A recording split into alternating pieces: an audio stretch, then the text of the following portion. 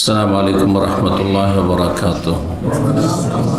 إن الحمد لله نحمده ونستعينه ونستغفره ونعوذ بالله من شرور أنفسنا ومن سيئات أعمالنا. من يهده الله فلا مضل له ومن يضلل فلا هادي له. وأشهد أن لا إله إلا الله وحده لا شريك له وأشهد أن محمدا عبده ورسوله صلى الله تعالى عليه وعلى آله وصحبه وسلم تسليما كثيرا. يا أيها الذين آمنوا اتقوا الله حق تقاته ولا تموتن إلا وأنتم مسلمون. يا أيها الناس اتقوا ربكم الذي خلقكم من نفس واحدة وخلق منها زوجها وبث منهما رجالا كثيرا ونساء واتقوا الله الذي تساءلون به والأرحم إن الله كان عليكم رقيبا. يا أيها الذين آمنوا اتقوا الله وقولوا قولا سديدا يصلح لكم أعمالكم ويغفر لكم ذنوبكم ومن يطع الله ورسوله فقد فاز فوزا عظيما. أما بعد فإن خير الحديث كتاب الله وخير الهدي هدي محمد صلى الله عليه وسلم وشر الأمور محدثاتها وكل محدثة بدعة وكل بدعة ضلالة وكل ضلالة في النار. أعوذ بالله من الشيطان الرجيم. وإذ قال لقمان لابنه وهو يعظه يا بني لا تشرك بالله ইন্না শিরকা লাযুলমুন আযীম। সম্মানিত দিনী ভাতৃমণ্ডলী, আল্লাহ রাব্বুল আলামিনের প্রশংসা এবং প্রিয় নবী সাল্লাল্লাহু আলাইহি ওয়াসাল্লামের ওপর অশেষ সালাত এবং সালামের পর আজ বৃহস্পতিবার 5ই রজব 1447 হিজরি মোতাবেক 25শে ডিসেম্বর 2025 আমাদের ধারাবাহিক সাপ্তাহিক বিষয়ভিত্তিক আলোচনার বিষয়বস্তু আমাদের প্রত্যেক মানুষের জন্য, নর হোক আর নারী হোক, সবার জন্য অত্যন্ত গুরুত্বপূর্ণ। আর তা হচ্ছে ছেলে মেয়েদের প্রতিপালন। কোরআনে কারিমে যে লোকমান হাকিম আলাইহিস সালাতু ওয়াস সালাম মের উপদেশের আলোকে তিনি যে উপদেশ দিয়েছিলেন সন্তানকে, যে উপদেশগুলি, সেই উপদেশগুলির আলোকে ছেলে মেয়েদের প্রতিপালন, তরবিয়ত। ছেলে মেয়েদের প্রতিপালন মানে এই নয় যে যিনি নিঃসন্তান রয়েছেন তার জন্য গুরুত্বপূর্ণ নয়, অথবা যাদের এখনও সন্তান সন্ততি নেই, সেই জগতে পা দেননি, তাদের জন্য গুরুত্বপূর্ণ নয়, তাদের জন্য গুরুত্বপূর্ণ। এই জন্য যে আগে নিজের প্রতিপালন হইতে হবে, ইমানি প্রতিপালন, ইমানি তরবিয়ত, নিজেকে প্রশিক্ষণ নিতে হবে, নিজেকে ট্রেন হইতে হবে আগে। আর একটি কথা সবসময় মনে রাখবেন যে মানুষের সংশোধন করে কথার মাধ্যমে আর কাজের মাধ্যমে। দুটোর মধ্যে সবচেয়ে গুরুত্বপূর্ণ কোনটি? আপনি মানুষকে সংশোধন কথা দিয়ে বেশি করতে পারেন না কাজের মাধ্যমে বেশি করতে পারেন? কথার মাধ্যমে। আপনি যদি ভালো ভালো কথা বলেন আর আপনি ভালো কাজগুলি করেন না, তো আপনার কথা কেউ শুনবে, মানবে? তো কথা দিয়ে বেশি মানুষ ভালো মানুষ হয় না কাজের মাধ্যমে? কাজের মাধ্যমে। আপনি যদি নীরব থাকেন, একবারে কোনো কথা না বলেন, কিন্তু আপনার আচার আচরণ, চলা ফিরা, মানুষের সাথে লেনদেন যদি ভালো থাকে, তো সেটাই মানুষের উপর প্রভাব ফেলবে। যেটিকে আজকালকার ভাষায় বলা হয়, আরবি তো ভাষাটি আছে, ইংরেজিতে খুব প্রসিদ্ধ, সাইলেন্ট দাওয়া, নীরব দাওয়াতের কাজ। ছেলেমেয়েরা আপনার কথা শোনার আগে আপনাকে দেখছে যে আপনি কেমন, কেমন চলাফেরা, আপনার আচার আচরণ কেমন। আর আপনার ওয়াইফকে দেখছে, মাকে দেখছে আর বাবাকে দেখছে, কারণ সবচেয়ে কাছের মানুষ এবং যারা বড় আদর্শ হইতে পারে। কারণ ছোটরা তাদের আদর্শ না, ওরা আমাদের মতো, কিন্তু বড়দেরকে তারা ফলো করে। আমার আব্বু এইরকম, আমার আম্মু এইরকম, এটা ফলো করে। সুতরাং আপনার প্রত্যেকটি বিষয়, অনেক সময় আপনি খেয়াল করছেন না, প্রত্যেকটি বিষয় আপনার প্রতিটি আচার আচরণ, নড়া চড়া, সব কিছুকে আপনার কচি কাচারা খুব গভীরভাবে স্মৃতিতে বসে নিচ্ছে। রেকর্ড হয়ে যাচ্ছে তাদের কাছে, এবং সেটাই বেশি প্রভাব ফেলছে। যখনই স্বামী স্ত্রীকে ঝগড়া করতে দেখবে, আপনাদের মা বাবা ঝগড়া করছে, যতই ভালো বলে যে তোমরা ভালো মানুষ হও, কখনো ভালো মানুষ হবে না, ওইটাই শিখে নেবে। যখন দেখবে যে আমার মা প্রতিটি কথার উত্তর দিচ্ছে স্বামী, তার স্বামীর সাথে, বাবার সাথে, ওটাই শিখবে যে বাবা কোনো কথা বললে ওর উত্তর দিতে হবে। যখন দেখবে যে আমার মা বাঁকা চললে আমার বাবা মার দিচ্ছে, অথবা অকথ্য ভাষায় গাল দিচ্ছে, বকাবকি করছে, ওটাই শিখবে। যতই বলেন যে তোমার ভালো মানুষ হয়, তোমার মায়ের মতো হয় না, তোমার বাবার মতো হয় না, আমরা খারাপ, তারপরে আপনারটাই নেবে, আপনার চালচলনটা নেবে। এটা হচ্ছে মানুষের স্বভাব। জি, যার ফলে আম্বিয়া রসুলগণ সকলেই তারা উত্তম আদর্শ। উত্তম আদর্শ তাদের কথার মাধ্যমে নয়, কাজের মাধ্যমে। রাসূলুল্লাহ সাল্লাল্লাহু আলাইহি ওয়াসাল্লাম সম্পর্কে আল্লাহ বলছেন যে লাকাদ কানা লাকুম ফি রাসূলিল্লাহি উসওয়াতুন হাসানাহ, নিঃসন্দেহে রাসূলুল্লাহ সাল্লাল্লাহু আলাইহি ওয়াসাল্লামের মধ্যে রয়েছে তোমাদের জন্য উত্তম আদর্শ। আর সমস্ত নবী 25 জনের মধ্যে 18 জন নবীর কথা সূরা আনআমে আল্লাহর বর্ণনা করার পরে বলছেন উলাইকাল্লাযীনা হাদাল্লাহ, এইসব নবীদেরকে আল্লাহ হেদায়েত দান করেছেন। তাদের হেদায়েত, তারা জান্নাতের পথের পথিক, জান্নাতের পথ প্রদর্শক, এটি নিশ্চিত। কিন্তু আমার আপনার ক্ষেত্রে নিশ্চিত না, আজ আছে কাল নেই, কোন নিশ্চয়তা নেই। উলাইকাল্লাযীনা হাদাল্লাহ, এদেরকে আল্লাহ রাব্বুল আলামিন সঠিক পথ প্রাপ্ত করেছেন। ফাবে হুদাহ মুক্তাদি, তাদের আদর্শের তোমরা অনুসরণ করো, তোমরা তাদের আদর্শকে ফলো করো। নবী রাসূলদেরকে অনুসরণ করতে বলেছেন আল্লাহ রাব্বুল আলামিন স্বয়ং। সুতরাং তারা প্রতিটি কাজে আগে আমল করে দেখিয়েছেন, কাজে পরিণত করেছে, তার মাধ্যমে শিখিয়েছেন। জি, আল্লাহ রাব্বুল আলামিন যেন আমাদের সকলকে তৌফিক দান করেন। সুতরাং ছেলে মেয়েদের প্রতিপালনের বিষয়টি নির্ভরশীল বাপ মায়ের ওপর। বাপ মা যত বেশি ভালো হবে সব ক্ষেত্রে, শুধু আচার আচরণ নয়, এটা তো সীমিত কথা। তার আগে আকীদার বিষয়।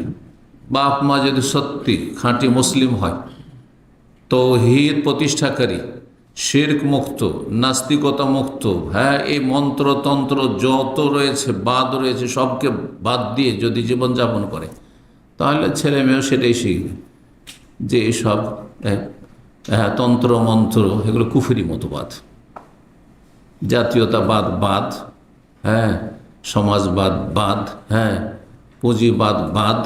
কথা বোঝা গেছে? গণতন্ত্র, এইসব তন্ত্র মানুষের, এগুলো তাগুতি বিধান।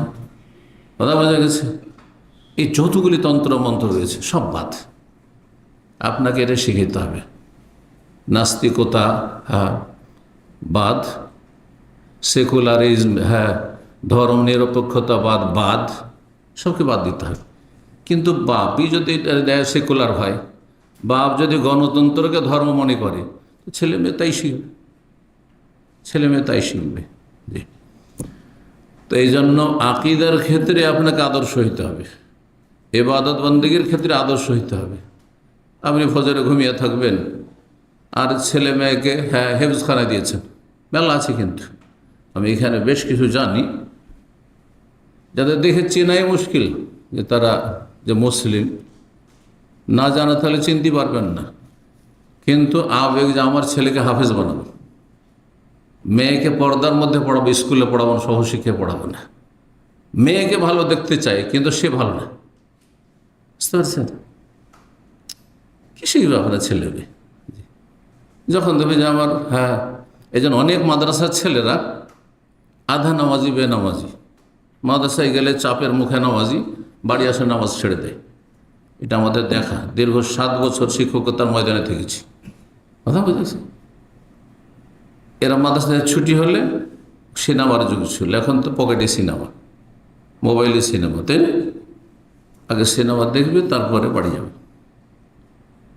যখন ছুটি কাটিয়ে আসবে আগে সিনেমা দেখবে, তারপর মাদ্রাসায় ঢুকবে।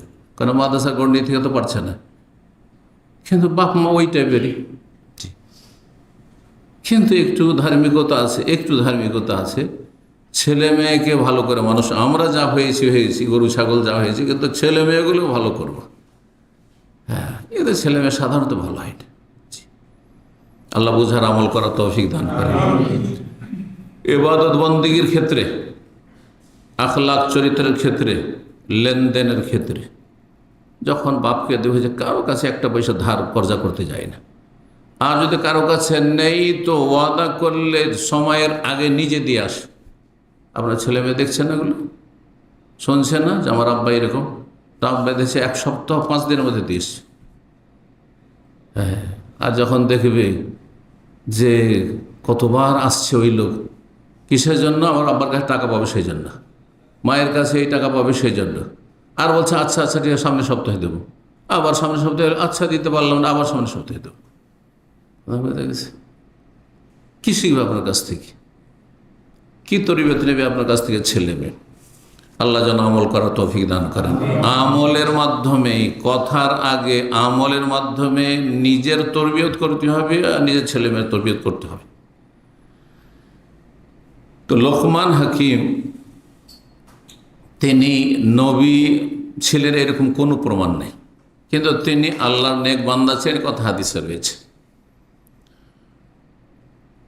এই জন্য সতর্কতামূলক আলাইহিস সালাম না বলে যদি রাদিয়াল্লাহু আনহু বলেন, রাহিমাহুল্লাহ বলেন, তো বেশি ভালো। এমনিতে আলাইহিস সালাম কাউকে বলতে অসুবিধা নেই, আমরা সালাম বলছি না, আসসালামু আলাইকুম বলছি তো, কিন্তু যেহেতু আলাইহিস সালাম বললে সাধারণ মানুষ বুঝবে যে মনে হয় নবী, কারণ নবীর ক্ষেত্রে আমরা ইব্রাহিম আলাইহিস সালাম, মুসা আলাইহিস সালাম বলছি, তাই না?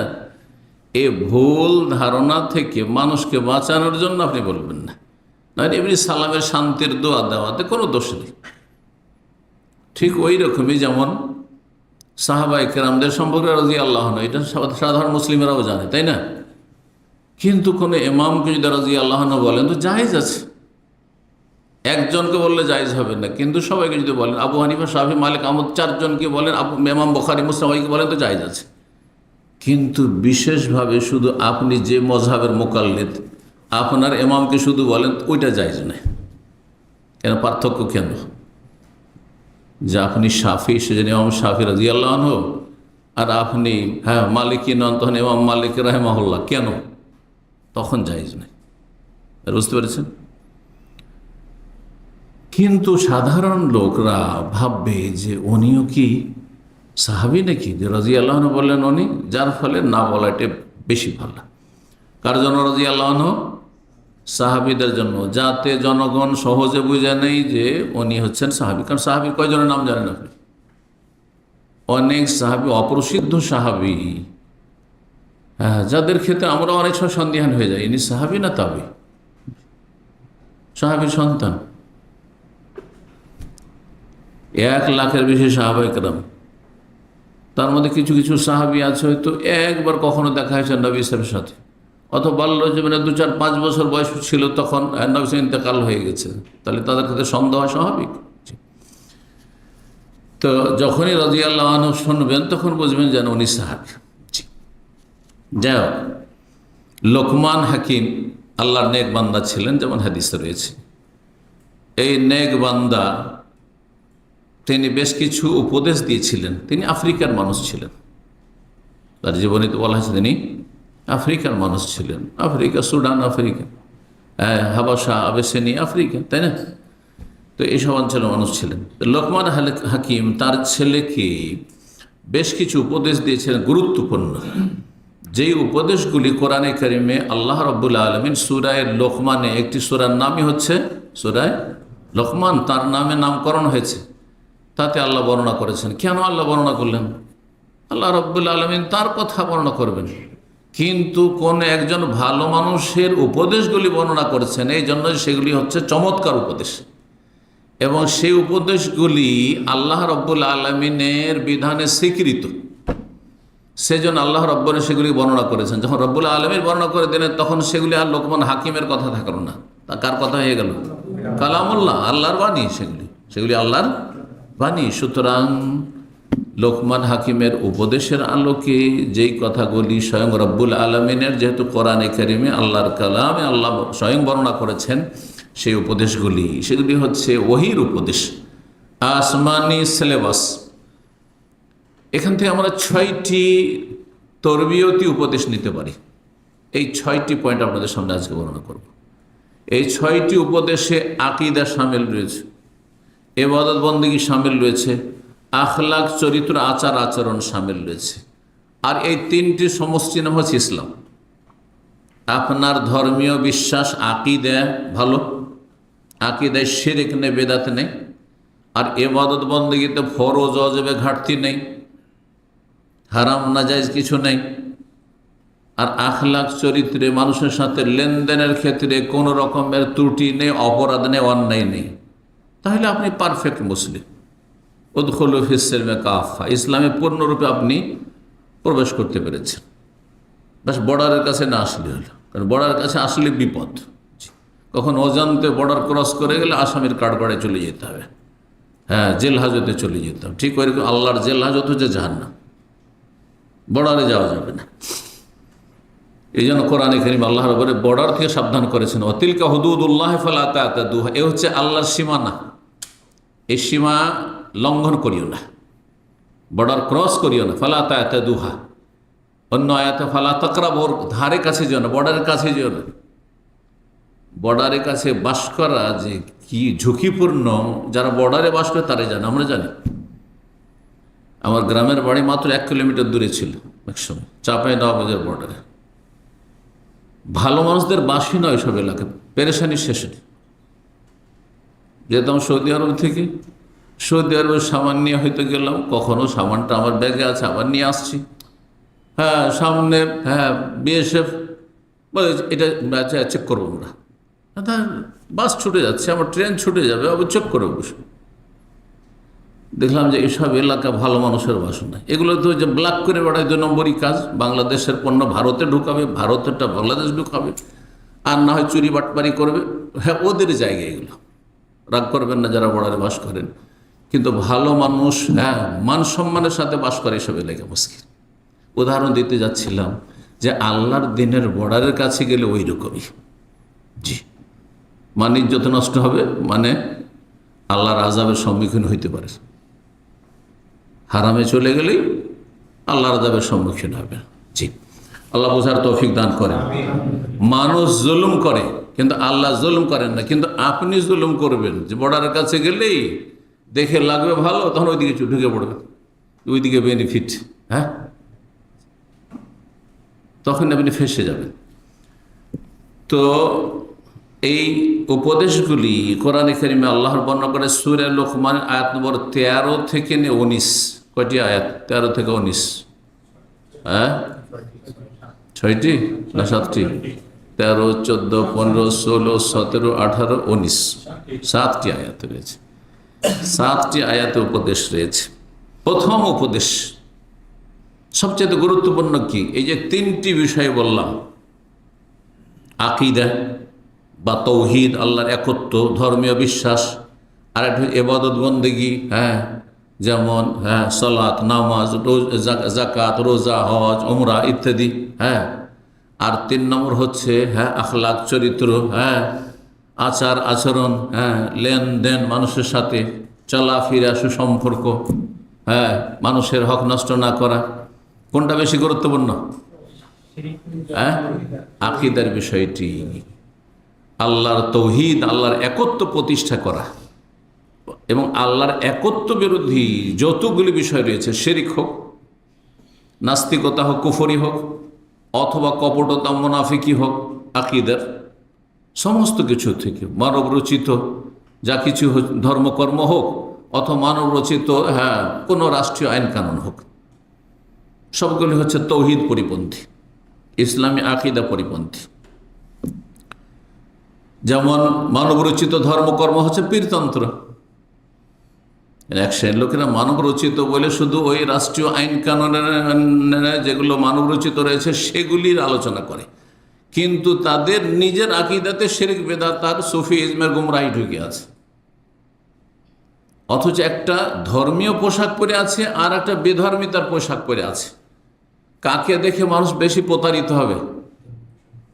ওর কথা বুঝছেন না? একজন লোক আমার মতো দাড়ি রাখে আর ঢিলা ঢালা জুব্বা আর তারপর তার সাথে আলখাল্লা লাগিয়ে আছে আর মানুষকে বিভ্রান্ত করছে। আর আরেকজন প্যান্ট শার্ট টাই ফাই দিয়ে তার টাকানার নিচে কাপড় আর মুখে নেই দাড়ি, সে যদি মানুষকে ধর্মের নামে বা কোনো কিছু বিভ্রান্তিকর কথা বলে, কার দ্বারা বেশি মানুষ ধোঁকা খাবে? হ্যাঁ, যে ধর্মীয় পোশাক পরে আছে, ঠিক কিনা? তাই পীর মুরিদিটা হচ্ছে ধর্মীয় পোশাক। হ্যাঁ, ধর্ম বলে আপনাদের সামনে পেশ করে আপনাদেরকে গুমরা করে জাহান্নামের রাস্তায় নিয়ে গেছে। আর মানুষের তৈরি করা যেসব রাষ্ট্রীয় আইন কানুন রয়েছে, সেটা দেশ পরিচালনার ক্ষেত্রে হোক অথবা আদালতের বিচার আচারের ক্ষেত্রে হোক, মানবরচিত যেগুলো, মন গড়া যেগুলো কথা, ইসলাম পরিপন্থী যেসব বিষয়গুলি, সেগুলি সবাই জানে যে এগুলি কাফেররা তৈরি করে দিয়েছে।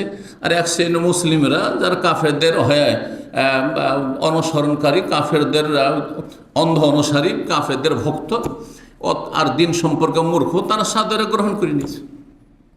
একজন আলেম কখনো গ্রহণ করবে না এগুলো, যদি সত্যিকার আলেম হয়, তাহলে কোরআন সুন্নাহর জ্ঞান রাখে, তাহলে এই গুমরাহি থেকে বেঁচে থাকা সহজ।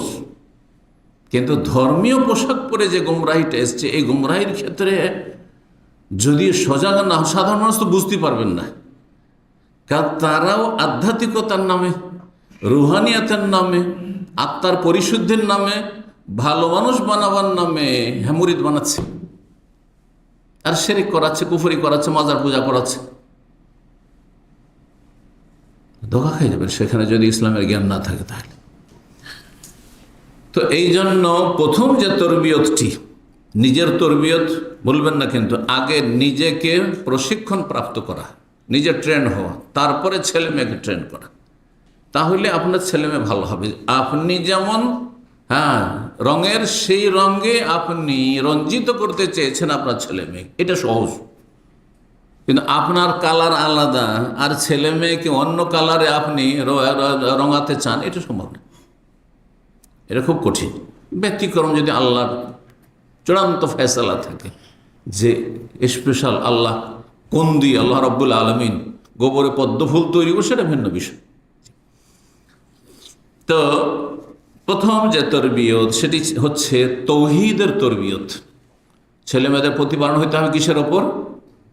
তৌহিদ, আল্লাহর একত্ব বিশ্বাস করা, একত্বের স্বীকৃতি দেওয়া, তৌহিদের স্বীকৃতি দেওয়া, তৌহিদের ঘোষণা করা, শাহাদাত দাও, সাক্ষ্য দাও, তৌহিদের জীবনের প্রতিটি ক্ষেত্রে প্রতিষ্ঠা করা এবং তৌহিদ পরিপন্থী বিষয়গুলি থেকে মুক্ত থাকা, বেঁচে থাকা।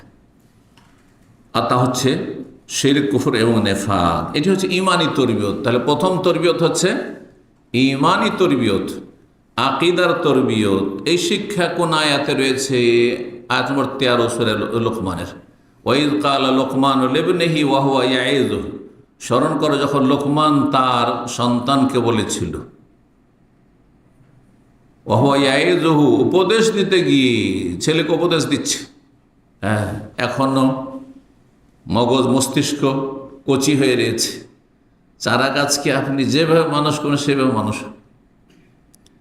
কচি গাছপালাকে যেমনভাবে করবেন সেমন হবে, সোজা করতেন সোজা হবে, বাঁকা করেন বাঁকা হয়ে যাবে। কিন্তু গাছ পাকা হয়ে যাওয়ার পরে ও আর বাঁকা থাকলে সোজা হবে না, আর সোজা থাকলে বাঁকা করতে পারবেন না আপনি। জি, এই জন্য কচি কাচারা হচ্ছে কাদা মাটির মতো। কাদা মাটিতে যা ইচ্ছা তাই তৈরি করতে পারেন, কিন্তু মাটি শুকিয়ে যাওয়ার পরে অথবা সেটা আপনার পুড়িয়ে নেওয়ার পরে ওটাকে এদিকে সেদিকে কিচ্ছু করতে পারবেন না, যা আছে তাই থাকবে।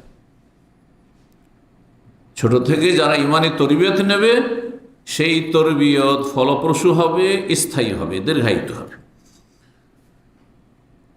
ওয়াজ করছেন, উপদেশ দিচ্ছেন ছেলেকে, কি বলে? ইয়া বুনাইয়া, হে প্রিয় বৎস, লা তুশরিক বিল্লাহ, আল্লাহর সাথে শিরক করিও না। শিরক হচ্ছে তৌহিদ ধ্বংসকারী, আল্লাহর একত্ব ধ্বংসকারী। শিরক হচ্ছে ঈমান ইসলাম ধ্বংসকারী। শিরক হচ্ছে ওই রকমই যেমন উজু করা ব্যক্তি যদি তার বায়ু নিঃসরণ হয় তাহলে ওযু শেষ, তারপর যে সারা জীবন নামাজ পড়তে থাকেন, সেজদায় পড়ে থাকেন, সব নফল পড়েই যাচ্ছে, সারা রাত নফল পড়ছেন, কিন্তু আপনার ওযু নষ্ট হয়ে গেছে, নামাজ হবে? এক রাকাত একটা সেজদাও কবুল হবে না। ঠিক করে তৌহিদ নেই আর সমস্ত আমল করছেন, হজ উমরা প্রতি বছর কয়েকটা করে উমরা আর হজ, অনেক পয়সাওয়ালা আছে প্রতি বছর হজ আসে, কিন্তু আকীদা শিরকি আকীদা, নাস্তিকতার আকীদা, সেকুলার আকীদা, মাজার পূজার আকীদা, হ্যাঁ, হুলুল ওয়াহদাতুল ওজুদের আকীদা, যতগুলো ঈমান পরিপন্থী আকীদা, তাহলে কোনো লাভ নাই। আকীদার পরিশুদ্ধি হইতে হবে। লা তুশরিক বিল্লাহ, আল্লাহর সাথে শরীক করিও না, কাউকে অংশীদার স্থাপন করিও না। আল্লাহর জাত সত্তাতে হোক, আর আল্লাহর কাজে হোক, আর আল্লাহর ইবাদত বন্দেগীতে হোক, আল্লাহর নাম গুণাবলীতে হোক, কোনো কিছুতে হোক না কেন। ইন্না শিরকা লাযুলমুন আযীম, নিশ্চয় শিরক হচ্ছে সবচেয়ে বড় অপরাধ। জুলমুন আযীম, মহা অপরাধ, ওর চেয়ে বড় কোনো অপরাধ নেই। ওর সমান, শিরকের সমান হচ্ছে কুফরি।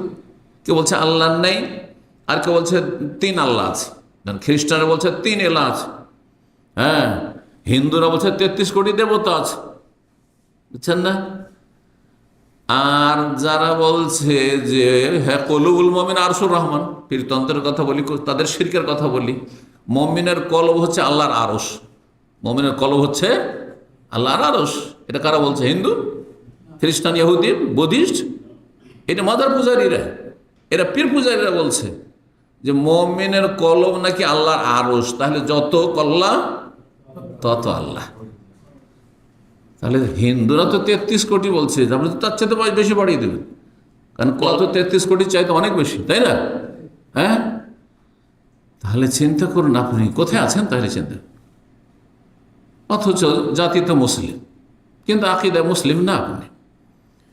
ইন্না শিরকা লাযুলমুন আযীম, শিরক হচ্ছে সবচেয়ে বড় অপরাধ। এবং এই আকীদার বিষয়টি রাসূলুল্লাহ সাল্লাল্লাহু আলাইহি ওয়াসাল্লাম তার 23 বছরের জীবনের শুরু থেকে শেষ পর্যন্ত সবসময় আকীদার দাওয়াত দিয়েছেন, সবসময় তাওহীদের দাওয়াত দিয়েছেন। অনেকে ইসলাম বুঝতে গিয়ে ভুল করে, অনেক বক্তারা বলে যে নবী সাল্লাল্লাহু আলাইহি ওয়াসাল্লাম মক্কাতে তাওহীদের দাওয়াত দিয়েছেন, মদিনায় দেননি। যার প্রথম দাওয়াত শুরু করেছেন ইয়া আইয়ুহান নাস কুলু লা ইলাহা ইল্লাল্লাহ, হে মানব সকল, আল্লাহ ছাড়া কোনো সত্য মাবুদ নেই, এগুলো সব বাতিল ভ্রান্ত, এ কথা ঘোষণা করো, তুফলিহু, এতেই তোমাদের সফলতা রয়েছে। সূচনা হয়েছে ইসলামের দাওয়াতের মক্কায় এই বাক্য দিয়ে। সর্বশেষ বাক্য নবী সাল্লাল্লাহু আলাইহি ওয়াসাল্লামের এন্তেকালের 5 দিন আগে, 3 দিন আগে, যেদিন এন্তেকাল সেই দিনও বারবার করে একটি কথা রিপিট করেছে রাসূলুল্লাহ সাল্লাল্লাহু আলাইহি ওয়াসাল্লাম, কি? লানাতুল্লাহি আল ইয়াহুদি ওয়ান নাসারা, ইহুদি খ্রিস্টানদের আল্লাহর লানত, অভিশাপ রয়েছে, আল্লাহর রহমত থেকে এরা বঞ্চিত। কেন? ইত্তাখাযু কুবুর আম্বিয়াহিম মাসাজিদা, তারা তাদের নবীদের, যারা ওলি আউলিয়া, তাদের ভালো মানুষদের কবরগুলিকে সেজদার স্থানে পরিণত করেছে, মানে কবর পূজা করেছে,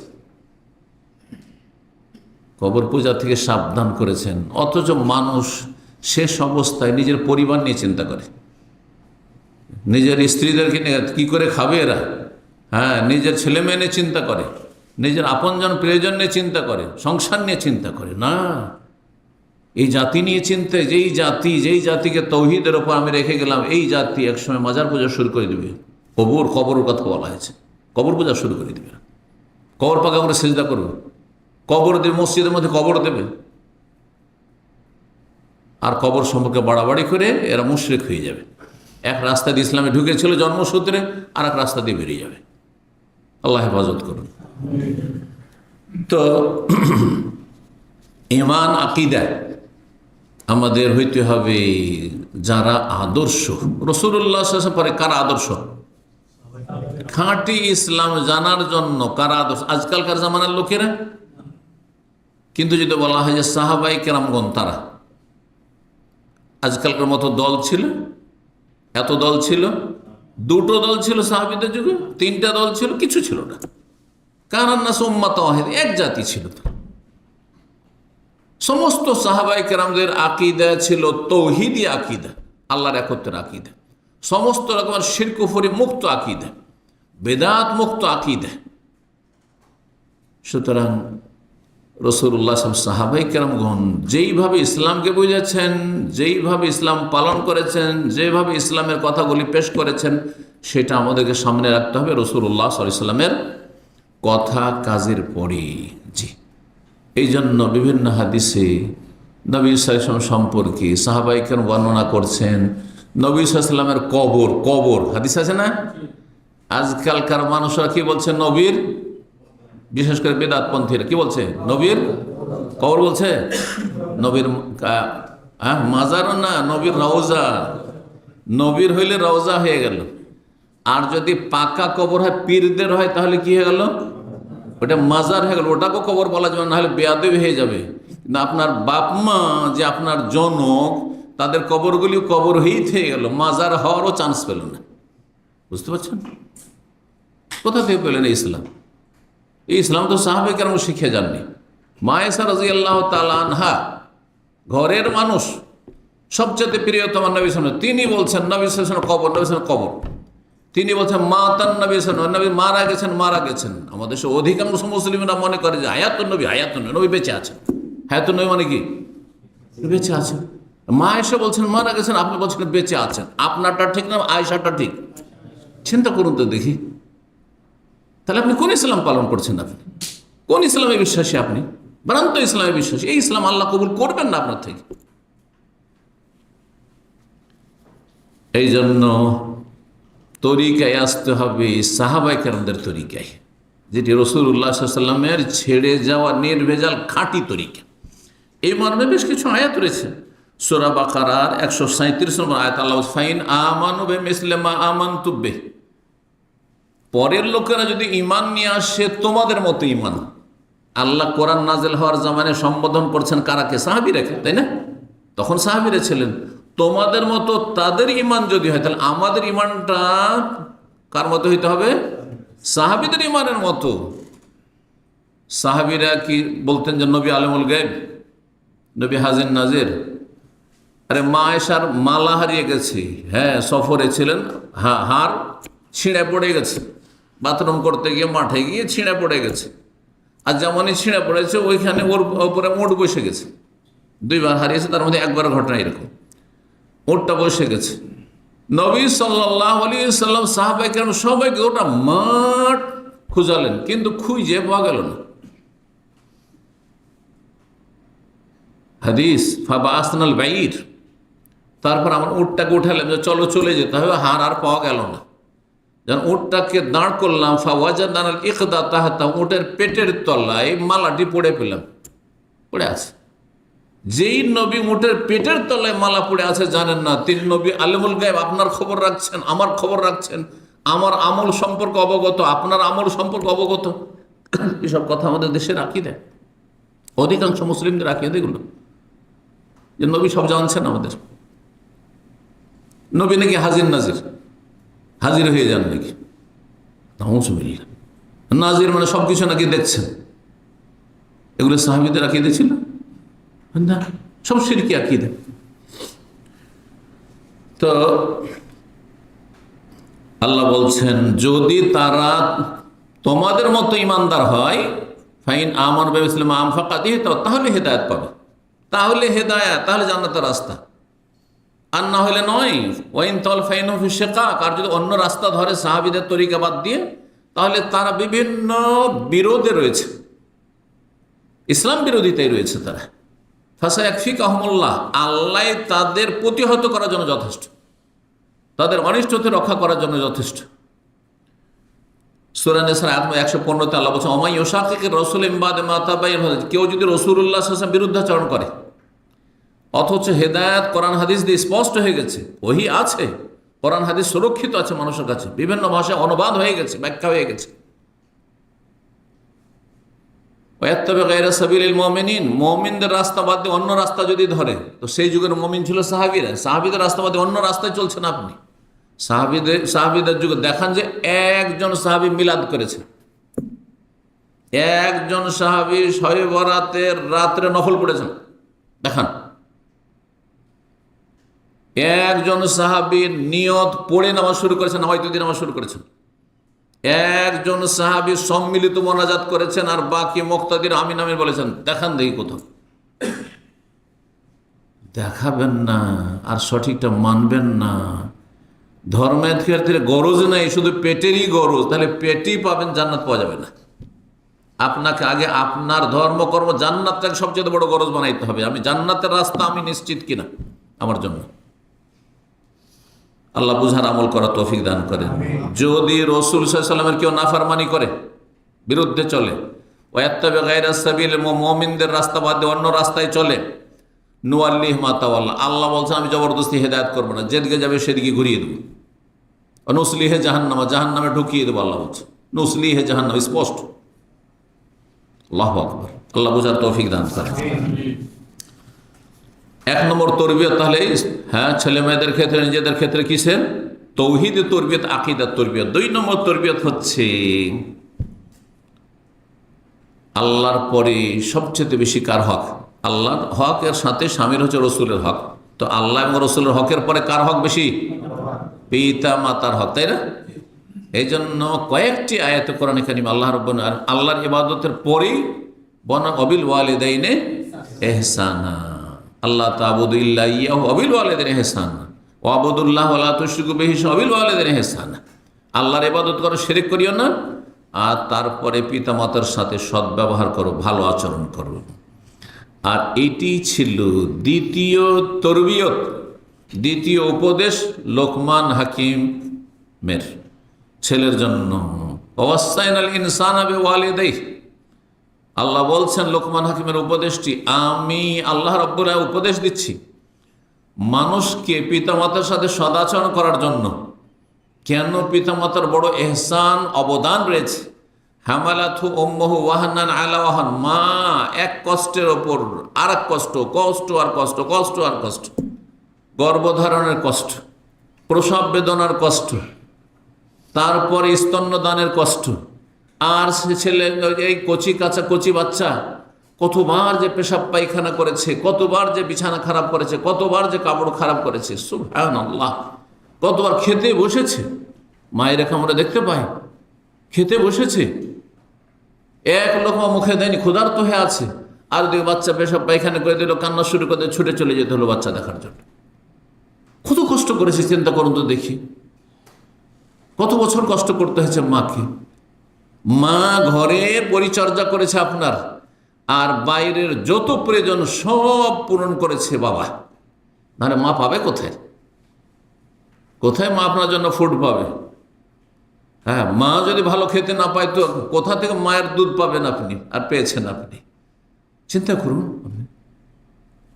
তো বাবা মার আল্লাহর পরে বড় এহসান রয়েছে, অনুগ্রহ রয়েছে।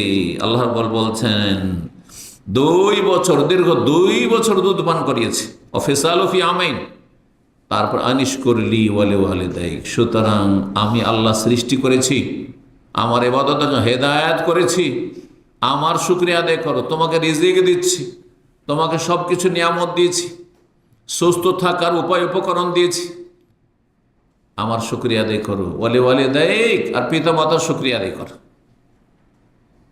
নন খেয়ে গুণ গাও রব্বুল আলমিনের এবং পিতা মাতার, নিমক হারামি করিও না। আনিশ করলি ওয়ালে ওয়ালিদাইক, না হলে ইলাইয়াল মাসির, আমার কাছে ফিরে আসতে হবে, তখন হিসাব হবে সবকিছু। ইলাইয়াল মাসির আল্লাহ বলছেন। সূরা লুকমান আয়াত নম্বর 14-তে এই উপদেশ রয়েছে। রাসূলুল্লাহ সাল্লাল্লাহু আলাইহি ওয়াসাল্লামের তিরমিজির হাদিস, রিদার রব্বি ফি রিদাল ওয়ালিদ, পিতা মাতা যদি সন্তুষ্ট থাকে তো আল্লাহ সন্তুষ্ট। ওয়া সাখাতুর রব্বি ফি সাখাতিল ওয়ালিদ, আর যদি পিতা মাতা অসন্তুষ্ট থাকে তো আল্লাহ অসন্তুষ্ট। কিন্তু পিতা মাতা যদি অন্যায় করে সেই ক্ষেত্রে আল্লাহ জানছেন, আল্লাহ মা বাবারও হিসাব নেবেন জালেম হইলে। সহিহ মুসলিম হাদিস রয়েছে, নবী সাল্লাল্লাহু আলাইহি ওয়াসাল্লাম বলেন, রাগিমা আনফু রাজুলিন, সেই লোকের নাক মুখ ধুলিতে মিশে যাক, মাটিতে মিশে যাক। 3 বার করে বলছেন নবী সাল্লাল্লাহু আলাইহি ওয়াসাল্লাম, মানে সর্বনাশ হোক, ধুলিসাৎ হোক। তখন জিজ্ঞাসা করা হলো, কে ইয়া রাসূলুল্লাহ? মান আদরাকা আবাওয়াইহি ইনদাল কিবার আহাদাহুমা আও কিলাহুমা, যেই ব্যক্তি পিতামাতা উভয়কে অথবা দুইজনের একজনকে বার্ধক্যে পেল, মা বাবা বুড়ো হয়ে গেছে, দুজনকেই পেয়েছেন আপনি, হয়তো এই সুযোগ আল্লাহ দিয়েছেন, অথবা মাকে পেয়েছেন শুধু বাবা আগেই চলে গেছেন, হয়তো আপনি ছোটই ছিলেন, আপনি তখন ইনকাম করতে লাগেননি, বাপের হোটেলে খাচ্ছিলেন, অথবা বাবাকে আপনি পেয়েছেন, আপনি দীর্ঘদিন পেয়েছেন, আপনি দুইজনকে পেয়েছেন অথবা একজনকে পেয়েছেন, তারপরেও যদি জান্নাতে না যেতে পারেন তো আপনার মতো হতভাগা কেউ নেই, আপনার সর্বনাশ হোক। নবী সাল্লাল্লাহু আলাইহি ওয়াসাল্লাম বলছেন, আরে মা বাপকে পেয়েও জান্নাত পেলেন না আপনি, জান্নাত পাওয়ার মাধ্যম ছিল আপনার কাছে, জান্নাত পাওয়ার ওসিলা ছিল আপনার কাছে, এত সুন্দর বেটার চান্স আপনি ছেড়ে দিয়েছেন। যাদের মা বাবা দুনিয়া থেকে চলে গেছে আর এখনো জানছেন আমি ত্রুটি করেছি, হয়তো ভুল মানুষের হইতেই পারে, অথবা যতটাই করেন তার মানে এই নয় যে আমি যথেষ্ট, আমি প্রতিদান দিয়ে দিয়েছি, এটা কারো দাবি করার কোনো সুযোগ নেই, কারো দাবি করার কোনো সুযোগ নেই। কোনো একজন প্রখ্যাত ইমাম তাবেঈকে জিজ্ঞাসা করছে যে আমি আমার মাকে ছোট বাচ্চার মতো করে মানুষ করেছি, কোলে করে, কাঁধে করে, পিঠে করে মানুষ করেছি, মানে বার্ধক্যে আমি এইভাবে পরিচর্যা করেছি, খেদমত করি, সেবা করেছি, আমি কি মায়ের হক আদায় করতে পেরেছি? তখন বলেছে ওয়ালা তালকা ওয়াহিদা, তোমার ভূমিষ্ঠ হওয়ার সময় যে বারবার করে পেশাব বেদনা উঠছিল আর যে যন্ত্রণা হচ্ছিল তোমার মায়ের, একবার যে যন্ত্রণাটা এসেছে তার হকটা আদায় করতে পারোনি তুমি, বাকিটা তো দূরের কথা। কি যে প্রসাব বেদনা হয়, নারী ছাড়া কোনো পুরুষ যেহেতু ভুক্তভোগী নয় বলতে পারবে না। সুবহানাল্লাহ, সুবহানাল্লাহ। দাঁতের ব্যথা হয়েছে, যাদের দাঁতের ব্যথা হয়েছে মনে রাখবে দুটো ব্যথা বরদাস্ত করার মতো নাই, অন্য যে কোনো শরীরের ব্যথা বরদাস্ত করা যায়, দাঁতের ব্যথা আর প্রসাব বেদনার ব্যথা। দাঁতের ব্যথার চাইতে অনেক অনেক গুণে মারাত্মক হচ্ছে প্রসাব বেদনার ব্যথা। কতবার ব্যথা উঠেছে, কতবার যে ছটপট করেছে, আর মরণকে চোখের সামনে দিচ্ছে, এই মরলাম, এই চলে গেলাম হয়তো, সুবহানাল্লাহ, কিন্তু বাচ্চার মুখ দেখার পরে সমস্ত কষ্ট ভুলে গেছে, সমস্ত কষ্ট ভুলে গেছে। এটা হচ্ছে মায়ের প্রকৃতি, মায়ের স্বভাব। কি করে এত কষ্ট ভুলে যায়, কি করে এত যন্ত্রণা ভুলে যায়, সুবহানাল্লাহ। আর তারপরে আবার আদর স্নেহ করে আপনাকে কত মায়া করে যত্ন করে আপনাকে বড় করেছে, আমাকে বড় করেছে। আল্লাহ তাদের হক আদায় করার জন্য আমাদেরকে তৌফিক দান করেন। মাতা পিতার হক আদায় না করলে জাহান্নামে যেতে হবে। যদি ফরজ হকে ঘাটতি হয়ে থাকে, যদি তাদেরকে কষ্ট দিয়ে থাকেন অন্যায়ভাবে, তওবা করুন, ইস্তেগফার করুন, এবং তাদের ইন্তেকালের পরেও তাদেরকে বেশি বেশি নেকি পৌঁছানোর শরীয়তসম্মত তরিকা অবলম্বন করুন। বেদাতি তরিকা নয়, বেদাতি তরিকা নয়। আজকে একজন জিজ্ঞাসা করছে মক্কাতুল মুকাররমা থেকে যে আমার বাবা মারা গেছেন, তো আমার মা বেঁচে আছেন আর আত্মীয় স্বজন আছে, বলছে যে বাবার জন্য তো কিছু করা দরকার, তো এক কাজ করি, আমরা ভোজ ভাজ তো করলাম না, খাওয়াইলাম না গ্রামবাসীকে, তো যাদের সাথে বাবার নামাজ পড়তো মুসল্লিরা মসজিদে, ওদের একটু মিষ্টি মুখ করা যাক, দিয়ে মসজিদে মিষ্টি বিতরণ করেছে।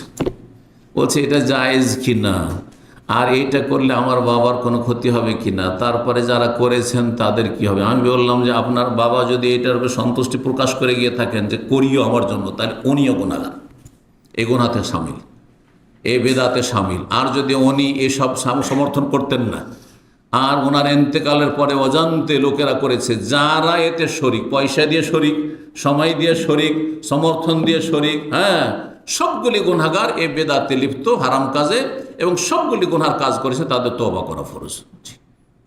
কেন মিষ্টি খাওয়াবেন আপনি, বা আমার মিষ্টি খাইয়ে আপনি জান্নাতে পাঠাবেন? এসব বেদাত কে শিখালো? এই জন্য আমার একটি আলোচনা রয়েছে, কোরআন সুন্নাহ মোতাবেক ইসালে সব, মাইয়াতকে, মৃত ব্যক্তি কেমন করে নেকি পৌঁছাবেন, শরীয়ত সম্মত তরিকা অবলম্বন করুন, যেই তরিকাতে কিছু নেকি আপনিও পাবেন আর আপনার বাপ মাও পাবে, প্রিয়জনরা পাবে। আর এমন তরিকা অবলম্বন করছেন খাসিরাত দুনিয়া ওয়াল আখিরা, আপনার টাকাও গেল আর আপনার জান্নাতও গেল, সব গেল। আপনার বাপেরও ফায়দা হলো না, মায়েরও ফায়দা হলো না, আপনারও ফায়দা হলো না, আপনাকেও জাহান্নামে যেতে হবে। আর বাপ মা যারা মৃত তারা যদি সাপোর্ট করে থাকে, সমর্থন করে, বাবা করিও আমার জন্য, তাহলে ওদেরকেও জাহান্নামে যেতে হবে। আল্লাহ বুঝার তৌফিক দান করুন। 3 নম্বর তরবিয়ত, সেটা হচ্ছে এহসানের তরবিয়ত। এহসান, হাদিসে এহসানের ভাষা রয়েছে। আর একটি ভাষা ওলামাদের আকীদার ভাষা মুরাকাবা, মানে আল্লাহকে আমি দেখছি। আর যদি এতটা ঈমান শক্তিশালী না হয় তা আল্লাহ তো সবসময় দেখছেন। যেমন ক্যামেরা লাগানো আছে, ইসলামিক সেন্টারের বাইরে ক্যামেরা লাগানো আছে, আমাদের এখানে রুমে নেই কিন্তু বাইরে কিন্তু ক্যামেরা লাগানো আছে, সব জায়গায় ক্যামেরা লাগানো আছে। আর হয়তো আপনার যে বস আছেন উনি এখানে দেখছেন না, মানে ইসলামিক সেন্টারে উপস্থিতি নেই, আর থাকলে কোন একটা রুমের ভিতরে আছেন, অথবা আজকাল তো মাশাআল্লাহ এমন সিস্টেম হয়েছে যে উনি মোবাইলে সবসময় দেখছেন।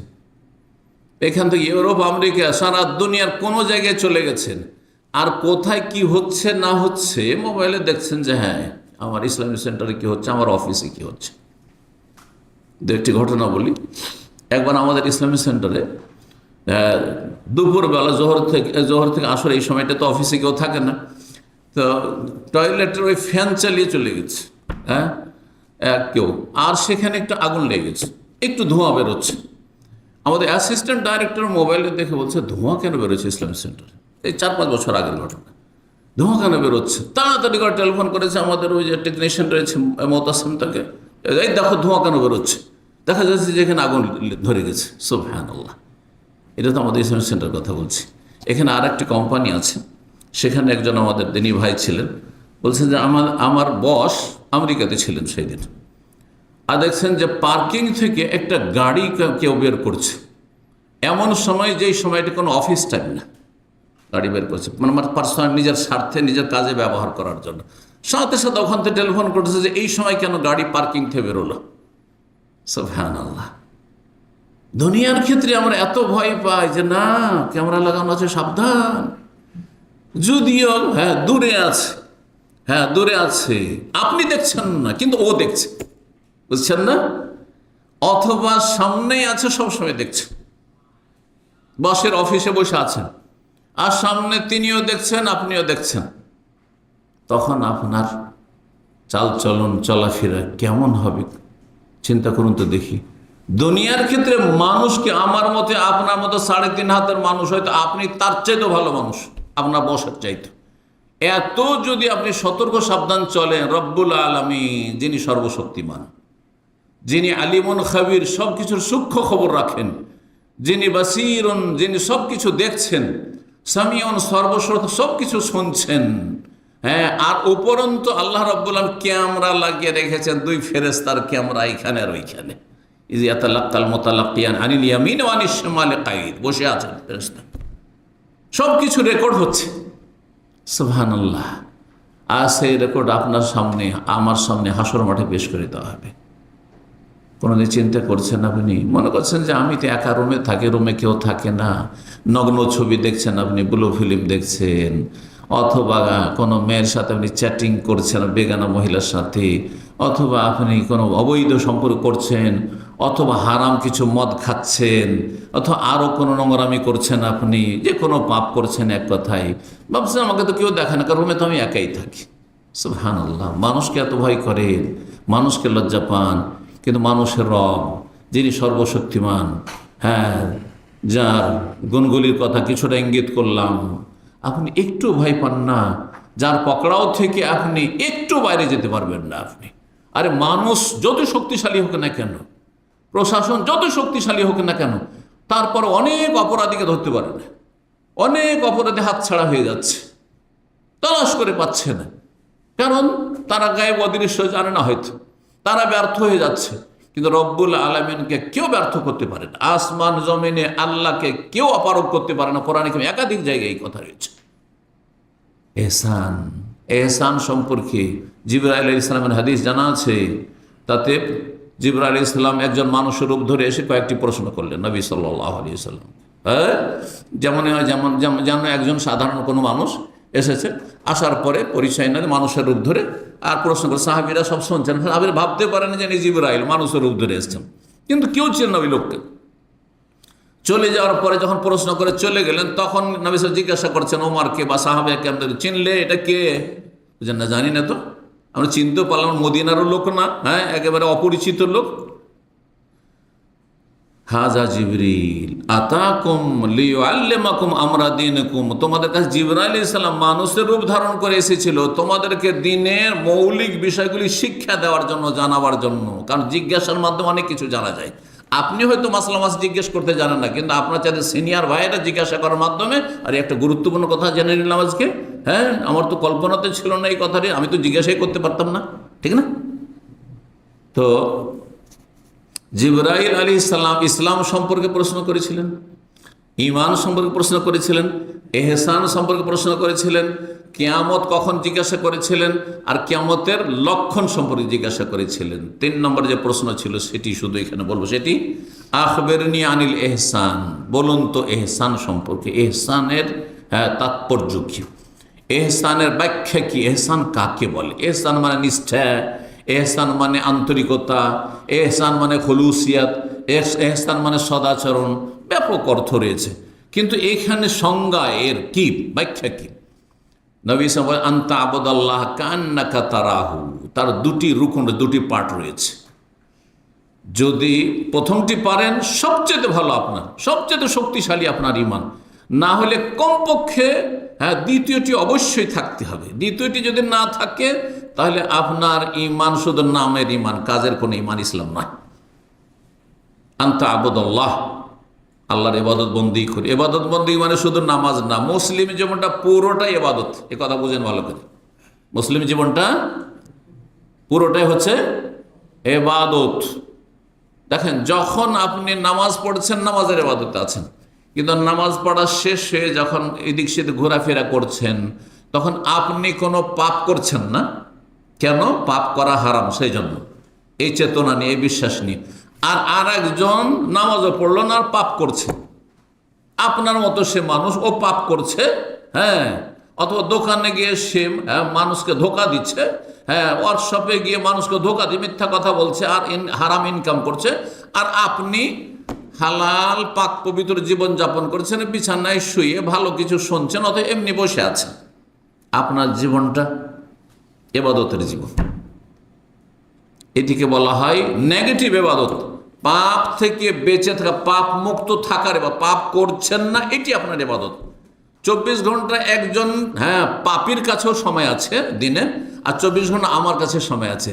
24 ঘন্টার অধিকাংশ সময় সে পাপ করে, আর আমি, আপনি ধার্মিক লোকেরা, আমি যতটুকু নামাজ রোজা যা কিছু করার করলাম, বা জিকির আজকার করলাম, আর বাকি সময়টা আমি নীরব থাকলাম, কোনো হারাম কথা বললাম না, হারাম কাজ করলাম না, হারাম দেখলাম না, তাহলে পাপ থেকে বেঁচে থাকলাম না।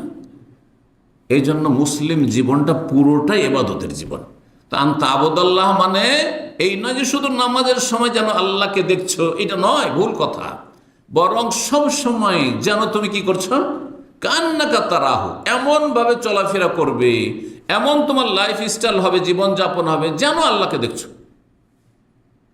যেমন আমার সামনে আমার ডাইরেক্টর থাকলেও যেমন আমি আর আপনি, আপনার বস সামনে থাকলে, আর যদি সামনে নাও থাকে, নাও আসে, আপনার ফোরম্যান নাই, সুপারভাইজার নাই, কেউ কাজের খোঁজ খবর নেন, তবুও কাজের কোয়ালিটি ওইরকম। কারণ আপনি লোক দেখানো কাজ করেন না, বরং আল্লাহর কাছে হিসাব দিতে হবে যে বেতন নিচ্ছি 8 ঘন্টার, যদি কাজ না করি তোমাকে হিসাব দিতে হবে রবের কাছে, বুঝছেন না? তো পাপ মুক্ত জীবন যাপন করা কখন সম্ভব? যখন মনে করবেন যে আল্লাহ রব্বুল আলমিনকে আমি দেখছি সামনেই, আল্লাহর সামনে আছি। আল্লাহর সামনে নেই, সবসময় আল্লাহর সামনে। কারণ আল্লাহ রব্বুল সমস্ত সৃষ্টির ঊর্ধ্বে, এবং সমস্ত সৃষ্টিকে আল্লাহ রব্বুল সবসময় দেখছেন, জানছেন, সব কিছু তাদের শুনছেন। তাহলে আল্লাহ থেকে তো কোনো কিছু গোপন করতে পারবো না, কোনো কিছু গোপন করতে পারবো না। কান্নাকা তারা, যেন তুমি দেখছো। কিন্তু অনেক সময় হয় কি, আমি দেখছি মনে হয় না। যেমন এখন ইসলামিক সেন্টারে বস নেই, ডাইরেক্টর নেই, তাহলে যাচ্ছেন নেই, হ্যাঁ, কিন্তু এটা বিশ্বাস আছে যে ওনার কাছে কি আছে, ক্যামেরা আছে, ওনার মোবাইলে ফিট করা আছে, সেট করা আছে। উনি দেখছেন যে কোথায় কি হচ্ছে না হচ্ছে, কে বেরোচ্ছে, কে ঢুকছে, বুঝতে পারছেন না? ফাইনলাম তখন তারাহু, যদি আল্লাহকে তুমি দেখছো এইরকম ভাবে জীবনযাপন না করতে পারো, ফাইন না হইয়া রাখ, তাহলে আল্লাহ তোমাকে দেখছেন, এটা কমপক্ষে মনে রাখো। আল্লাহ তোমাকে দেখছেন, যে ক্যামেরাতে আমি ওই দেখতে পাই না, বসকে দেখতে পাই না, কিন্তু উনি কিন্তু ক্যামেরায় বসে আছে। রব্বুল আলামিন সবকিছু দেখছেন, রবের ফেরেশতারা লেগে আছেন, এবং ফেরেশতাদেরকে যদি আল্লাহ নাও লাগাইতেন, আল্লাহ জানেন না কেন লাগিয়েছেন। আল্লাহ এটা অতিরিক্ত লাগিয়েছেন, অতিরিক্ত লাগছেন মানুষকে শিক্ষা দেওয়ার জন্য, মানুষের ইমানে সতেজতা যাতে করে আসে। দেখেন অনেক মানুষ হয়তো আল্লাহ শুনছেন, আল্লাহ দেখছেন, আল্লাহ জানছেন, এ কথাতে হয়তো তার মধ্যে একটা প্রতিক্রিয়া হইল না, হেদায়েত হইল না। কিন্তু যখন তাকে বলবেন যে দেখো এই যে এখানে ফেরেশতা বসে আছে, কেরামান কাতেবিন এখানে আছে, লিখছে নেকি গুনাহ লিখতে আছে, কিন্তু হয়তো এই পয়েন্টটাতে হেদায়েত হয়ে গেল। কোন কথাতে কে যে হেদায়েত হয় আর কার যে ইউটার্ন হয় বলা যায় না। আমরা এই দাওয়ার ময়দানে দেখি যে একজন লোকের তওবার লেকচার শুনে হেদায়েত হয়ে গেল, আর একজন লোক কিসে হেদায়েত হয়েছে, নামাজের গুরুত্ব শুনে হেদায়েত হয়েছে, আর একজন লোক কি শুনে হেদায়েত হয়েছে, কোন একটা লেকচার, একটা বেদাতের বিরুদ্ধে লেকচার ছিল, ওইটা শোনার পরে হেদায়েত হয়ে গেছে। বুঝছেন, অনেক ভাইরা বলেছে যে আমি প্রথম হেদায়েত হয়েছে আপনার লেকচারে তৌহিদের গুরুত্ব। প্রথম দিকে দুটো আলোচনা করেছেন, একটি হচ্ছে তৌহিদের গুরুত্ব, একটা হচ্ছে রাসূলুল্লাহর মর্যাদা। কারণ বেদাতিরা সবসময় আমাদের ভাবমূর্তিকে নষ্ট করার চেষ্টা করে, যে এই যে যাদের যে সৌদি আরবে যারা আছে না, সৌদি আরবের লোক, সৌদি আরবের ওলামা, আর যারা সৌদি আরব থেকে লেখাপড়া করে বা আহলে হাদিস, এরা নবীকে ভালোবাসে না, এরা নবীকে ভালোবাসে, নবীর দুশ্মন। এই বলে এমনভাবে মানুষকে কি করে রেখেছে, মগজ ধোলাই করে মানুষকে বিভ্রান্ত করে রেখেছে, যে নাম যদি শোনে যে ওরে ওয়াহাবি, ও নবীর দুশ্মন, নবীর দুশ্মন, আউযুবিল্লাহ। এই জন্য প্রথম আমার লেকচার ছিল এই দুটো লেকচার, তৌহিদের ফজিলত আর ছিল রাসূল সাল্লাল্লাহু আলাইহি ওয়াসাল্লামের মর্যাদা, যে আমাদের কাছে নবীর মর্যাদা কত। আর এই কথা বারবার আমি বিভিন্ন পয়েন্টে এটা পেশ করার চেষ্টা করি, যে একজন বিদাতি, যেই সমাজ আপনি বাস করছেন, তারা মনে করে যে আমারও বরকত আছে, আমারও থুথুর বরকত আছে, আমারও আপনার বিভিন্ন কিছু, বা আমার কাপড়ের বরকত আছে, আমার জুঠার বরকত আছে, বেদাতিরা বিশ্বাস করে। আর আমরা ওয়াহাবি যাদেরকে বলা হচ্ছে, বা সৌদি আরবের ওলামা যাদের বলা হচ্ছে, মদিনা থেকে লেখাপড়া করা আমাদের যে আমাদেরকে গোমরা বলা হচ্ছে, নবীর দুশ্মন, আমরা মনে করি, কেউ যদি মনে করে যে আমার কাপড়ে বরকত আছে, আমি খেয়ে দিয়ে একটু রেখে দিলাম, আপনাদের জুঠাতে বরকত আছে, তো এটা শিরকি বরকত, এ অধিকার আমার নাই। এ অধিকার একমাত্র কার? রাসূলুল্লাহ। এই অধিকার আবু বকর ওমরের নাই। কোন সাহাবী আবু বকর ওমরের ঘাম থেকে বরকত নেননি, কাপড় থেকে বরকত নেননি। বোঝা গেছে না? তাহলে কে বেশি সম্মান করে? রাসূলুল্লাহ। কে বেশি মর্যাদা দিয়ে থাকে? চিন্তা করুন বিষয়টি। যাই হোক, 3 নম্বর যে বিষয়টি বললাম, এটা কোথা থেকে পাওয়া গেল? সূরা লোকমান আয়াত নম্বর 16-তে লোকমান হাকিম বলছে, ইয়া বুনাইয়া, হে বৎস, ইন্নাহা ইন তাকু মিসকালা হাববাতিন মিন খারদাল ফাতাকুন ফি সাখরাতিন আও ফিস সামাওয়াতি আও ফিল আরদি ইয়াতি বিহাল্লাহ ইন্নাল্লাহা লাতীফুন খাবীর। ইয়া বুনাইয়া, হে বৎস, ইন্নাহা ইন তাকু মিসকাল হাববাতিন মিন খারদাল, একটি সরিষার দানাও যদি হয়, সরিষা দেখেছেন তো, সরিষার দানাও যদি হয়, আর সেটি ফাতাকুন ফি সাখরাতিন, কোথাও পাহাড় পর্বতে যদি পড়ে থাকে, পাহাড় পর্বতে কোথাও পাথর উপর পড়ে আছে, আফিস সামাওয়াতে, অথবা আকাশে একটা সরিষার দানা পড়ে আছে, আফিল আর অথবা ভূগর্ভে ভূপৃষ্ঠে কোন দুনিয়াতে পড়ে আছে একটি সরিষার দানা, এখানে পড়ে থাকলে অনেক সময় নজরে আসে না, সেটা কোথায় আকাশে, কোথায় জমিনে, কোথাও পাহাড় পর্বতে পাথরে কোথাও পড়ে আছে, ইয়াতি বিহাল্লাহ, সেটিকেও আল্লাহ হাজির করতে সক্ষম। তো তুমি সামান্য যদি একটু অপরাধ করো, সেটাকে আল্লাহ হাজির করবেন। তোমার গুনহান আমল নামাতে সামান্য একটা নেকি করেছো, কোনো মানুষ জানতে পারেনি, লুকিয়ে আপনি 4 আনা দান করেছেন, ওইটাও আল্লাহ হাজির করবেন। ফামাইয়া মাল মিসকালা যাররাতিন খায়রান ইয়ারা, ভালো আমল যদি অনুপরিমাণ করে, সেইটিও দেখতে পাবেন আপনি হাসর মাঠে আপনার আমল নামায়। ওমাইয়া মাল মিসকালা যাররাতিন শাররান ইয়ারা, কোন মন্দ কাজে সামান্য একটা ভুল করেছেন, ভুলেই গেছেন, কত ভুল করে আমরা ভুলে গেছি, কিন্তু আল্লাহ সেটাকে নিয়ে আসবেন ইয়ারাহু, সেটাও আপনি আমি দেখতে পাবো যে আরে অমুক দিন এই কাজটা করেছিলাম, তো ভুলেই গেছি যে অপরাধ করেছিলাম।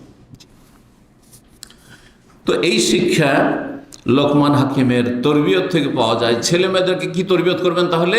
দেখো বাবা, হয়তো আমি দেখলাম না, তোমার মা দেখলো না, বা তোমার ভাই বোন কেউ জানতে পারলো না, কিন্তু তুমি একটা অন্যায় কাজ করলে, একটা অন্যায় কথা বললে, একটা টাকা বা মায়ের কাছ থেকে চুরি করে নিয়ে চলে গেলে, অথবা বাবার মানিব্যাগ থেকে চুরি করে নিয়ে চলে গেলে, অথবা কারো পাশের বাড়ি থেকে নিয়ে চলে আসলে, ইয়াতি বিহাল্লাহ, আল্লাহ হাজির করে হাসর মাঠে জবাব দিতে হবে, জাহান্নামে যেতে হবে। সেই জন্য এই যে শিক্ষা, তাহলে আপনার ছেলে কখনো চোর হবে না, ডাকাত হবে না, বেঈমান হবে না, আত্মসাৎকারী হবে না, কারো টাকা মেরে খাবে না, কোনো কারো হক নষ্ট করবে না। জি, এই তরবিয়ত ছেলে মেয়েকে করতে হবে যে আমি না জানলে কি হবে। তুই বাবাকে ভয় করছো, মাকে ভয় করছো, বড় ভাই বোনদেরকে ভয় করছো যে মারধর করবে, বকাবকি করবে, আর আল্লাহকে ভয় করো না। আমরা তো জানতেই পারলাম না, কিন্তু আল্লাহ তো জানলেন। এই শিক্ষা দিতে হবে ছেলে মেয়েদেরকে। 4 নম্বর তরবিয়ত হচ্ছে, সেটি হচ্ছে ফরজ ওয়াজিব ইবাদত বন্দেগীতে যেন কোনো ঘাটতি না থাকে। আর তার উপরে অতিরিক্ত যত নফল করবেন তত বেশি ভালো, যত সুন্নত করতে পারে তত ভালো। 17 রাকাত ফরজ নামাজ দিন রাতে, তাতে যেন কোনো ত্রুটি, ফজরের 2 রাকাত ফরজ, এতে যেন কোনো ঘাটতি না হয়, সূর্য উঠাবেন না। আর তারপরে সুন্নত যে 10-12 রাকাত রয়েছে সেটাও যথাসাধ্য পালন করবেন। এছাড়াও তাহাজ্জুদ পারলে আরও ভালো, এছাড়া সালাতুল দুহা চাস্তের নামাজ পারলে আরও ভালো, নফল পড়তে পারলে আরও বেশি ভালো। এই শিক্ষা কোথাতে পাওয়া গেল? সূরা লোকমানের আয়াত নম্বর 17। আয়াত নম্বর 17তে আল্লাহ কি বলছেন? বলছেন লোকমান হাকিম, ইয়া বুনাইয়া, হে বৎস, আকিমিস সালাহ, নামাজ কায়েম করো। আকিমিস সালাহ, নামাজ কায়েম করো। কারণ নামাজি হয়ে গেলে জাকাত অবশ্যই দেবে, নামাজি অবশ্যই রোজা রাখবে, সত্যিকার নামাজি। নামাজি অবশ্যই হজ উমরা করবে, কিন্তু অধিকাংশ উমরা হজকারী বেনামাজি, অধিকাংশ দান সাদকাকারী বেনামাজি। রমজান মাসে যারা রোজা রাখে গোটা বছর নামাজ ছাড়ে অধিকাংশ, ঠিক কিনা? এই জন্য আল্লাহ নামাজের কথা বলেছেন, কারণ নামাজ ঠিক, সব ঠিক। নামাজ ঠিক থাকলে বাকি ফরজ অবশ্যই ঠিক হয়ে যাবে। আকিমিস সালাহ, এই উপদেশ আল্লাহ রাব্বুল আলামিনের লোকমান হাকিমের ভাষায় বা তার উপদেশ থেকে আল্লাহ রাব্বুল বর্ণনা করেছেন। তারপরে 5 নম্বর তরবিয়ত। 5 নম্বর তরবিয়ত এই আয়াতে রয়েছে, সূরা লোকমানের আয়াত নম্বর 17 রয়েছে। আকিমিস সালাহর পরে কি রয়েছে? ওয়া আমর বিল মারুফ ওয়া নাহি আনিল মুনকার ওয়াসবির আলা মা আসাবাক। সেটা হচ্ছে আপনি যে নিজে ভালো হলেন, হ্যাঁ, নামাজের মাধ্যমে, ফরজ ওয়াজিব আদায় করার মাধ্যমে, হারাম নাজায়েজ থেকে বেঁচে থাকার মাধ্যমে অন্যদেরকে ভালো বানাবেন না। অন্যদেরকে ভালো করলে কি করতে হবে? ভালো কাজের উপদেশ দিতে হবে, অন্যায় কাজে বাধা দিতে হবে, দ্বীনের দাওয়ার কাজ করতে হবে, মানুষকে ভালো পথে আহ্বান করতে হবে। এই জন্য আল্লাহ বলছেন লোকমান হাকিম ভাষায়, আকিমিস সালাহ, নামাজ কায়েম করো, ইবাদত বন্দেগীর কথা হয়ে গেল। ওয়া আমর বিল মারুফ, ভালো কাজের উপদেশ দাও, অন্যায় কাজে বাধা দেবে, ওয়াসবির আলা মা আসাবাক, যখন ভালো কাজের কথা বলবে মানুষকে, তখন কেউ কষ্ট দেবে, কেউ গাল দেবে, হ্যাঁ, কেউ বিরক্তি প্রকাশ করবে। যখন অন্যায় কাজে বাধা দেবে, যেটা করতে হয় না, এটা নিষেধ, তখন অনেকে কষ্ট দিবে। রাস্তায় ধূমপান করছে কেউ, যদি বলেন যে ভাই এটা করতে হয় না, হ্যাঁ, এটা হারাম, দেখেন অধিকাংশ লোক আপনার গাল দেবে, অধিকাংশ লোক আপনার সাথে ঝগড়া বাঁধিয়ে দেবে, বুঝছেন না? এবং আমি দেখেছি কোনো একবার যে দেখছি সমাজ এত খারাপ হয়েছে যে অধিকাংশ লোক ওর পক্ষ নিয়ে এলো, ওই ফাসেকের পক্ষ নিয়ে এলো। ও খাচ্ছে, তোমার অসুবিধা দেখি, বুঝতে পেরেছেন? ওকে ওর মতো চলতে দাও, ও করছে, তোমার তাতে কি? আউযুবিল্লাহ। এইটা নয় যে না তুমি অন্যায় কাজ করছো, তুই ঠিক আছে, ধূমপান করো, বিশেষ জায়গায় করো, এখানে করছো, আশেপাশের লোকে কষ্ট দিচ্ছ, দোকানপাটে তোমার এই ধূমপানের গন্ধ ঢুকছে, অথবা গ্যালারিতে ঢুকছে, লিফটে গন্ধ হচ্ছে, তুমি এখানে কেন খাচ্ছ? এই কথা বলার কেউ নেই। আউযুবিল্লাহ। মানুষের স্বভাব কত খারাপ হয়েছে চিন্তা করো। এটা মুসলিমদের কথা বলছে না, মুসলিমদের অধিকাংশ এরকম হয়েছে, খারাপ লোকের সঙ্গ দেনেওয়ালা লোকের সংখ্যা বেশি। তাহলে এই জাতিকে আল্লাহ কি করে সম্মানিত করবেন? এই জাতি কেন কাফের গোলামি করবে না? কখন কাফের গোলামি থেকে মুক্তি পাবে? যখন শয়তানের গোলামি থেকে মুক্তি পাবে, তখনই কাফের গোলামি থেকে মুক্তি পাবে। আর এই শয়তানের গোলামি যদি করতে থাকে, বাতিলের সাথ দেবে, পাপীর সাথ দেবে, অন্যায়কারীর সাথ দেবে, আর ভালো মানুষের সংখ্যা কম, ভালো মানুষের সমর্থক কম। ছয়, তাহলে দাওয়াইল আল্লাহর কথা হয়ে গেল। এই মর্মে নবী সাল্লাল্লাহু আলাইহি ওয়াসাল্লাম সহিহ বুখারী মুসলিমের হাদিস, একটা লোক, বেশি না, আপনারা যদি একটি লোককে হেদায়েত করতে পারেন। আর আমি বলি যে সাধারণ মানুষের জন্য আপনাকে দূরে যেতে হবে না। আপনি আপনার নিজের বংশ, বাবার বংশ আর মায়ের বংশ সবাই কিন্তু ভালোবাসে। যদি তারা খারাপও হয় তবু আমাকে ভালোবাসে। হ্যাঁ, আমার বাবার বংশের লোকেরা আর আমার মায়ের বংশের লোকেরা প্রত্যেকেরা আপন আপন জায়গা থেকে ভালোবাসে, ঠিক কিনা? যদি আপনার সাথে মতের মিল না তবু ভালোবাসবে, কিন্তু কিছু ব্যতিক্রম হবে হয়তো কট্টর, কিন্তু অধিকাংশ লোকের একটা কি আছে, মায়া আছে। হ্যাঁ, যেটা আমাদের লোক, আমাদের ছেলে। সুতরাং আপনি এখানে দাওয়ার কাজ করুন, আপনি মানুষকে হেদায়েত করার চেষ্টা করুন।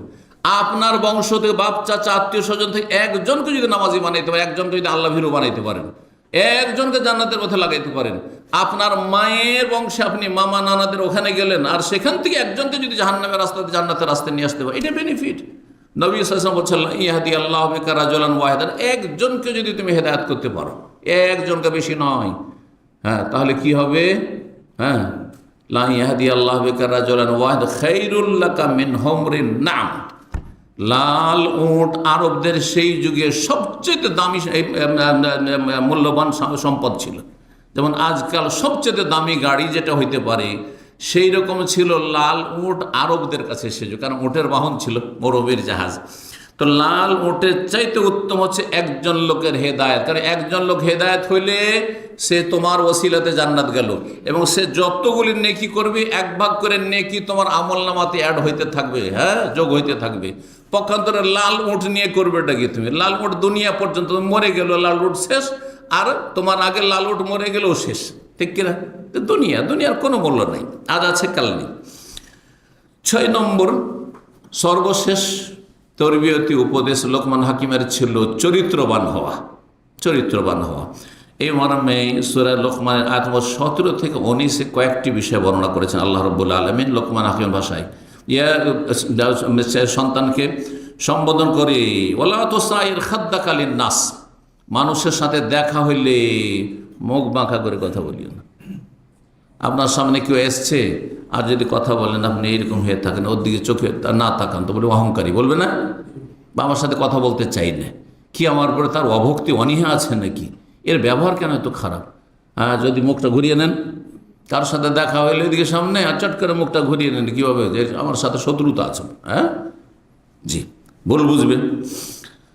অথবা আসলে আপনি এরকম ওয়ালা তামশি ফিল আরদি মারহা, আর রাস্তায় চলাফেরা করলে দাম্ভিকতার সাথে চলাফেরা করিও না। এমনভাবে চলছেন একবারে মেজাজ নিয়ে দাম্ভিকতার সাথে, দেখে মনে হচ্ছে লোকটি অহংকারী। হ্যাঁ, আপনার লেবাস পোশাক অথবা চাল চলন দেখে, চলাফেরা দেখে বোঝা যাচ্ছে আপনি বড় দাম্ভিক। ইন্নাল্লাহ লা ইউহিব্বু কুল্লা মুখতালিন ফখুর, আল্লাহ অহংকারী দাম্ভিককে ভালোবাসেন না। তারপরে আল্লাহ রাব্বুল বলছেন ওয়াকসিদ ফি মাশিকা, চলার সময় মধ্যম পন্থা অবলম্বন করো। রাস্তায় হাঁটবেন একবারে দুর্বল রুগীর মতো হাঁটবেন না, যে দেখে মনে হয় রুগী, হ্যাঁ, যে আপনার জন্য হুইল চেয়ার আনতে হবে হয়তো। আর আপনি এমন দাম্ভিকতার সাথে চলবেন না যে মানুষকে মনে করছেন না মনে হচ্ছে, এমনটা করবেন না। ওয়াগযুদ মিন সাউতিক, আর আস্তে কথা বলা, চিৎকার করে কথা বলিও না, উচ্চস্বরে কথা বলিও। সামান্য কিছু হইলে একবারে আওয়াজকে এত উঁচা করে দিয়ে মনে হচ্ছে ঝগড়া করছে। কিছু লোকের, হ্যাঁ, জন্মগত এরকম স্বভাব, চিল্লে কথা বলা, যার ফলে মনে হচ্ছে একটু দিয়ে ঝগড়া লেগে দিচ্ছে। হ্যাঁ, মহিলা হোক অথবা পুরুষ হোক, আস্তে কথা নেই। এতে বোঝা যায় যে এই লোকটির ব্যবহার ভালো না, আচার আচরণ ভালো না। কারণ ইন্নার আনকারাল আসওয়াতিল্লা সাউতুল হামির, যদি আওয়াজ উঁচা করা খুব ভালো কাজ হইতো তাহলে গাধার আওয়াজ এত উঁচা হইতো না। সবচাইতে খারাপ আওয়াজ আল্লাহ বলছেন কার আওয়াজ? হ্যাঁ, গাধার আওয়াজ। তো গাধার মতো যাতে করে তোমার চিৎকার না হয়, হই হুল্লোড় না হয়। আল্লাহ রাব্বুল আলামিন আমাদেরকে চরিত্রবান হতে বলেছেন। রাসূলুল্লাহ সাল্লাল্লাহু আলাইহি ওয়াসাল্লাম অনেক হাদিস রয়েছে চরিত্র সম্পর্কে আমাদের আলোচনাও রয়েছে। একটি হাদিস শুধু শুনিয়ে দিই, হাদিসটি সহিহ বুখারী। ইন্না মিন আহাব্বিকুম ইলাইয়া, তোমাদের মধ্যে সবচেয়ে প্রিয়জন আমার, নবী সাল্লাল্লাহু আলাইহি ওয়াসাল্লামের সবচেয়ে ভালোবাসার পাত্র। ওয়া আকরাবুকুম মিন্নি মাজলিসান, এবং আমার সবচেয়ে কাছের প্রতিবেশী। নবী সাল্লাল্লাহু আলাইহি ওয়াসাল্লামের কাছাকাছি জান্নাতে জায়গা পাবে কে? ইয়াউমাল কিয়ামতের দিনে আহসানুকুম আখলাকান, যাদের চরিত্র যত বেশি ভালো, যাদের চরিত্র যত বেশি ভালো, চরিত্রবান ব্যক্তি রাসূলুল্লাহ সাল্লাল্লাহু আলাইহি ওয়াসাল্লামের প্রতিবেশী হবে, রাসূলুল্লাহ সাল্লাল্লাহু আলাইহি ওয়াসাল্লামের প্রিয়জন হবে। আল্লাহ এই দলে আমাদেরকে শামিল হওয়ার তৌফিক দান করেন এবং আমাদেরকে চরিত্রবান হওয়ার তৌফিক দান করেন, ইবাদত বন্দেগী পূর্ণরূপে করার তৌফিক দান করেন, আমাদের আকীদা আমলকে শুদ্ধ করার তৌফিক দান করেন, শিরক বিদআত থেকে সমস্ত গুমরাহি থেকে আল্লাহ আমাদেরকে বেঁচে থাকার তৌফিক দান করেন। আল্লাহ আমাদের রুজিতে বরকত দান করেন, শরীর স্বাস্থ্যে বরকত দান করেন। যেসব ভাইয়েরা বিশেষভাবে এসেছেন, বোনেরা এসেছেন, আল্লাহ তাদেরকে যেন উত্তম প্রতিদান দান করেন, রুজিতে আল্লাহ বরকত দান করেন, হায়াতে আল্লাহ বরকত দান করেন, বালা মুসিবত থেকে আল্লাহ যেন হেফাজতে রাখেন। সুবহান রাব্বিকা রব্বিল ইজ্জাতি আম্মা ইয়াসিফুন ওয়া সালামুন আলাল মুরসালিন ওয়ালহামদুলিল্লাহি রাব্বিল আলামিন।